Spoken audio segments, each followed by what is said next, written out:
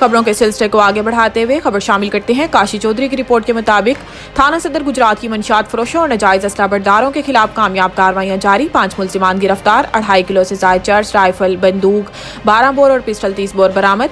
तफसीलात के मुताबिक DPO गुजरात सैयद असद मुजफ्फर की जेर क़यादत गुजरात पुलिस की जिला भर में जुराइम पेशा अनासिर के खिलाफ क्रैकडाउन जारी है।